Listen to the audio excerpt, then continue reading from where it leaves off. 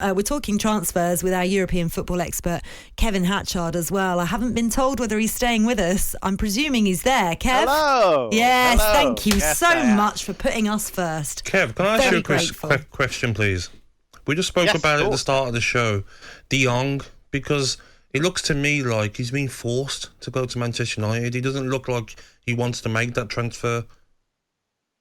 Yeah, it's a complicated one because he's owed a lot of money by Barcelona, and Barcelona have realised they've got themselves into a really sticky situation in terms of their wage bill. And so it's all about what they can do to the wage bill now, because people will look at Lewandowski coming in, Rafinha coming in and say, well, hang on, how can that work?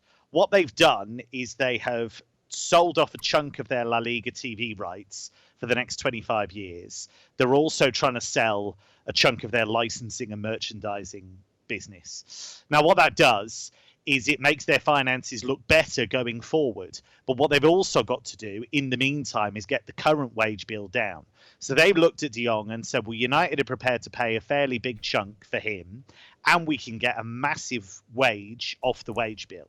However, he took a deferment of his wages in the pandemic, and therefore he is owed that money. And Barcelona have said, well, do you mind actually not taking most of that money so that this move can go through? So they're asking him to facilitate a move he didn't even want in the first place. Yeah, but it doesn't seem like a move that he's really interested in. You know, I know the wages will be a problem, but Manchester United have fallen that much where players are thinking, I don't know, do I really have to go there? I'd rather stay in Barcelona than go to Manchester United. I don't think it's so much that. I think it's a vote for Barcelona rather than a vote against United. Barcelona's a lovely place. I know that. I'm sure you guys know that. The club is one of the biggest clubs in the world. He is very settled there, very happy there. I think, obviously, you know, it's a climate thing. It's a family thing. You don't necessarily want to uproot everything and move. But he has worked very well with Ten Hag before. So if he has to accept it and make the move, I don't think you'll suddenly have a sulking. No, of course not. But if this was Liverpool or Manchester City or even Chelsea, I don't think he would be as against it. Yeah, I think that. Well, I think it's a very unusual, almost unique move because of the financial mess Barcelona have got themselves into. Xavi, I think, would want to keep him. Ideally, I think Xavi would hope that the thing falls through and that he's got De Jong as part of his Arsenal for next season because he's still a top player. He hasn't necessarily always played in the position he would want to at Barcelona, but he's an excellent player. So Xavi kind of wins either way, I guess. But I don't think it's... I agree with you. I think United is nowhere near the destination it was a few years ago. I think that's absolutely the case. And I think if you were a player and City, Liverpool and United all came in for you, you wouldn't pick United. I don't think, anyway. So I think that's certainly true. But in this case, I think it's more about the fact that ideally he'd want to stay at Barcelona rather than he's horrified at the idea of going to Old Trafford. So who in your mind, Kev, has done the best business? Is it Spurs as far as you're concerned? Who else would be up there? No, I think Chelsea have probably moved top in very recent times to bring in Koulibaly to the centre-back position, to bring in Raheem Sterling. I think that's terrific business. I really do. I think that they are two top-class players. Koulibaly has been a brilliant defender in Serie A for a long time.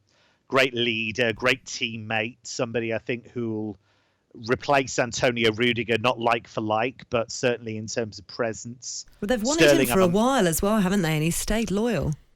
Yeah, well, he had such a strong link with Naples as a city and the Napoli fans that he didn't particularly chase a move, but he was getting towards the end of his contract, and the thing, he's 31 now. Now is the time. This is where he's at the peak of his powers. If he's going to make this big Premier League move, now is the time.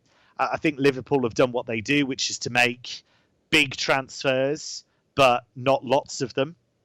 So I think Mane going is one of those things you have to accept every so often.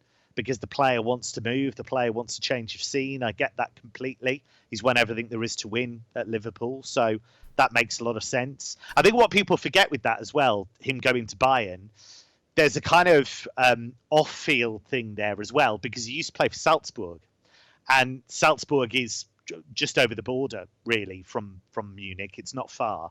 So there's a lifestyle thing there as well, I think. And so to bring in Darwin Núñez, I think is very exciting. I think that makes a lot of sense. Carvalho, again, I don't watch a huge amount of the Championship, so forgive me, I've not seen a huge amount of him. But again, everybody I speak to about him tells me how exciting a young player he is. And I do think Núñez is exciting. I think there's a really good player in there. What about Manchester United? Eriksen coming in, Martinez as well. Do you think that's enough, though, for Manchester United to get back in the top four? I don't think so. I feel like they need. No, I don't either, Gabby. I don't either. I think it's a start. I think De Jong probably will go there in the end. I think they'll make the numbers work and probably sort it out. But that's not enough for that midfield. I think they need a ball winner in there, to be honest, to be around De Jong and help him out. I think that's what they've been crying out for ages, really. And that's another reason Tottenham have done well, because they brought in Bissouma. I think he'll do a really good job for them. So they need a ball winner in there. And I think there probably are options out there that aren't massively expensive, that they could actually go out and get somebody. Martinez is a decent player, very good on the ball, unusual because he's 5'9", and you look at him as a centre-back and you think, 5'9", really? But he's such a competitor. He's a really good, strong competitor. So that makes sense, because he'll be important in the build-up play.